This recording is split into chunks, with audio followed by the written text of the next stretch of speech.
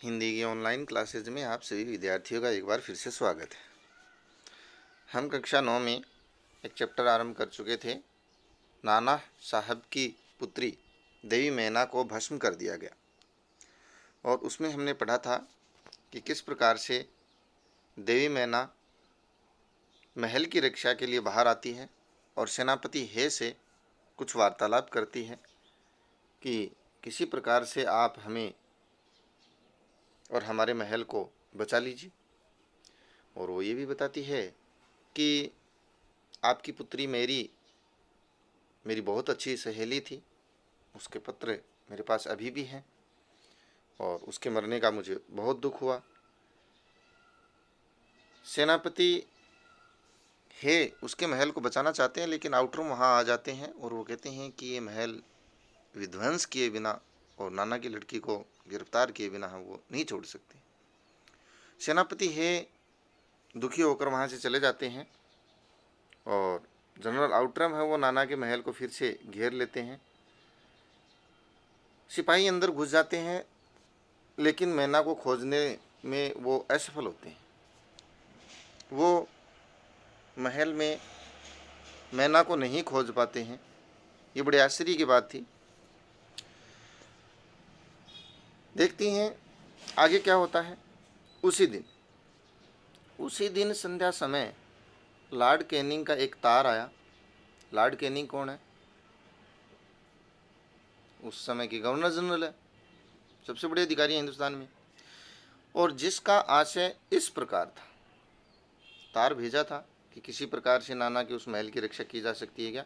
तो उस तार के जवाब में क्या आया और क्या उसका मतलब था, वो किस प्रकार से है, इसको जानना बहुत ज़रूरी है। लंदन के मंत्रिमंडल का यह मत है कि नाना का स्मृति चिन्ह तक मिटा दिया जाए, इसलिए वहाँ की आज्ञा के विरुद्ध कुछ नहीं हो सकता। उस तार के जवाब यह था कि लंदन में मंत्रिमंडल ने यह निर्णय लिया है कि नाना साहब की याद का कोई भी अगर चिन्ह बचता है तो उसे उसी वक्त मिटा दिया जाए। इसलिए लंदन की आज्ञा या लंदन मंत्रिमंडल की आज्ञा के विरुद्ध कुछ भी नहीं कर सकते, कुछ भी नहीं हो सकता। तय हो गया कि नाना का महल टूटेगा। उसी क्षण क्रूर जनरल आउटरम की आज्ञा लेकर के सेना नाना साहब के सुविशाल राज मंदिर पर तोप के गोले बरसने लगे।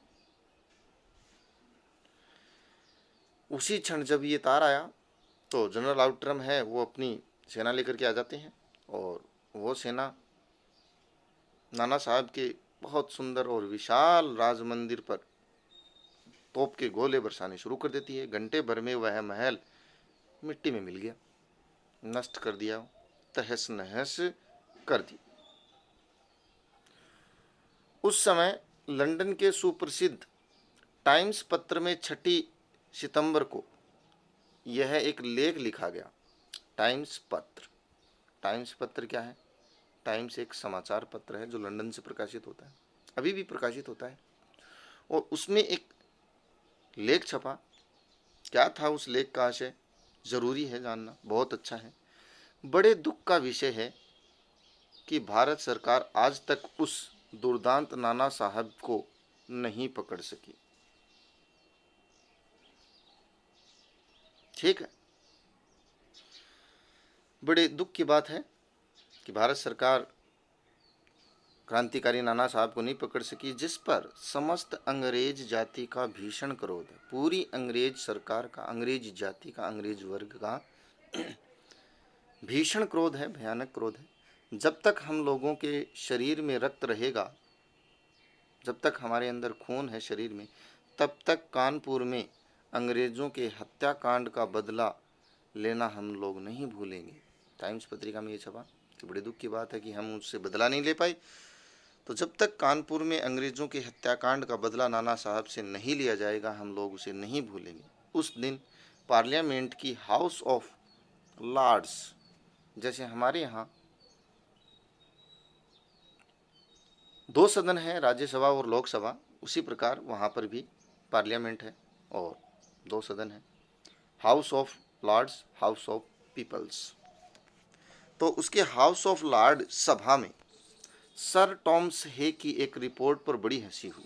टाइम्स पत्रिका ने छापा कि जो सेनापति टॉमस हे थे, उसने जो उस दिन किया था उस बालिका पर दया दिखा करके उसकी बड़ी हंसी हुई, बड़ा मजाक उड़ाया गया, जिसमें सर हे ने नाना की कन्या पर दया दिखाने की बात लिखी थी कि हे ने नाना साहब की बेटी पर दया दिखाई थी। हे के लिए निश्चय ही यह कलंक की बात है। जिस नाना ने अंग्रेज नर नारियों का संहार किया उसकी कन्या के लिए क्षमा, बड़ी दुख की बात है, कलंक की बात है कि नाना साहब की बेटी के लिए क्षमा मांगी, वो भी जनरल हे ने, सेनापति हे ने। अपना सारा जीवन युद्ध में बिताकर अंत में वृद्धावस्था में टॉमस हे एक मामूली महाराष्ट्र बालिका के सौंदर्य पर मोहित होकर अपना कर्तव्य ही भूल गए। बड़ी बेइज्जती वाली बड़ी हंसी हुई। हमारे मत से, हमारे अनुसार नाना के पुत्र, कन्या तथा अन्य कोई भी संबंधी जहाँ कहीं मिले मार डाला जाए, उनको मार दिया जाए, नष्ट कर दिया जाए, खत्म कर दिया जाए। और ये टॉमस हे उसको जीवित रखना चाहते। नाना की जिस कन्या से हे का प्रेमालाप हुआ है उसको उन्हीं के सामने फांसी पर लटका देना चाहिए। टाइम्स पत्रिका ने छापा कि जिस महाराष्ट्र की सौंदर्य बालिका मैना पर वो मोहित हुए हैं और कर्तव्य भूल गए हैं, जहां कहीं भी वो बालिका मिले या उसका पुत्र मिले, नाना साहब का पुत्र या कन्या कोई भी मिले, तो टॉमस हे का जिससे भी प्रेमालाप हुआ है उसी के सामने उस लड़की को फांसी पर लटका देना चाहिए। ये निर्णय सन 57 के सितंबर मास की अर्धरात्रि, ये तो ऊपर वाला तो टाइम्स पत्रिका में जो छपा था उसका मतलब है। अब नीचे देखिए क्या हुआ। सन 1857 के सितंबर महीने की अर्धरात्रि के समय चांदनी में एक बालिका स्वच्छ और उज्जवल वस्त्र पहने हुए नाना साहब के भग्नावशिष्ट मतलब टूटे फूटे, खंडहर, साफ सुथरे वस्त्र पहने हुए एक बालिका नाना साहब के टूटे फूटे या भग्न या खंडहर प्रासाद कहते हैं महल को, महल,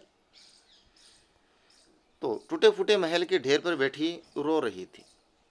वही लड़की मैना अपने खंडहर महल पर बैठी रो रही है। पास ही जनरल आउटरम की सेना भी ठहरी थी, महल को छोड़ के नहीं गई है, उसको नष्ट करके वहीं पर ठहरी हुई थी। कुछ सैनिक रात्रि के समय रोने की आवाज़ सुनकर वहां गए। बालिका केवल रो रही थी, छोटी बालिका है, रो रही थी बेचारी। सैनिकों के प्रश्न का कोई उत्तर नहीं देती थी कि कौन हो तुम, प्रश्न पूछ रहे हैं वो कि तुम कौन हो बालिका, बताओ तो सही, कौन, क्यों रो रही हो यहाँ पर बैठी बैठी। तो सैनिकों के प्रश्नों का जवाब भी नहीं वो दे रही है और केवल रोए जा रही है। इसके बाद कराल रूपी मौत, राक्षस रूपी जनरल आउटरम भी वहां आ पहुंचा। वह उसे तुरंत पहचान कर बोला, ओह, यह नाना की लड़की मैना है, यह तो नाना की बेटी मैना है। पर वह बालिका किसी और न देखती थी, किसी भी तरफ नहीं देख रही थी और न अपने चारों ओर सैनिकों को देखकर जरा भी डरी, भयभीत भी नहीं थी, केवल रोए जा रही थी, दूसरी तरफ देख भी नहीं रही थी। जनरल आउटरम ने आगे बढ़कर कहा, अंग्रेज सरकार की आज्ञा से मैंने तुम्हें गिरफ्तार किया, मैं तुम्हें गिरफ्तार करता हूँ, अंग्रेजी शासन के ऑर्डर से, आदेश। मैना उसके मुंह की ओर देखकर आर्त स्वर में, आर्त स्वर क्या होता है, दुख से भीगा हुआ गला, दुखी स्वर में बोली, मुझे कुछ समय दीजिए जिसमें आज मैं यहाँ जी भर कर रो लूँ।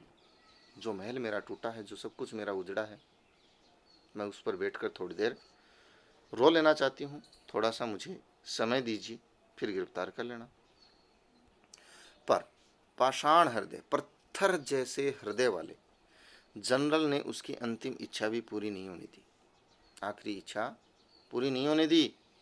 उसी समय मैना के हाथ में हथकड़ी पड़ी और वह कानपुर के किले में लाकर कैद कर दी। कानपुर के किले में उसको कैद कर दिया जाता है, जेल में डाल दिया जाता है।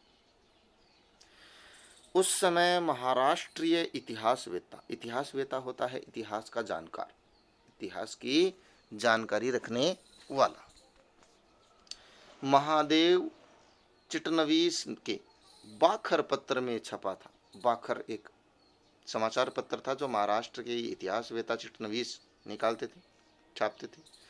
उस पत्र में छपा था कि कल कानपुर के किले में एक भीषण हत्याकांड हो गया। नाना साहब की एकमात्र कन्या मैना धधकती हुई आग में जलाकर भस्म कर दी गई। जिंदा उसे जला दिया गया कानपुर के किले में, जहां उसे कैद कर रखा है वहीं उसको जलाकर मार दिया। भीषण अग्नि में शांत और सरल मूर्ति उस अनुपमा बालिका को जलती देख सबने उसे देवी समझकर प्रणाम किया।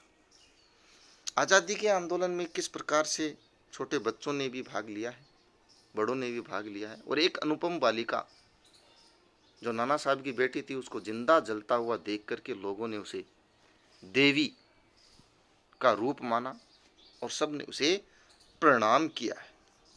तो इस प्रकार से नाना साहब की बेटी अपने देश की आज़ादी के पहले स्वतंत्रता संग्राम में भाग लेती है और वो अपने प्राण न्यौछावर कर देती है देश की रक्षा के लिए।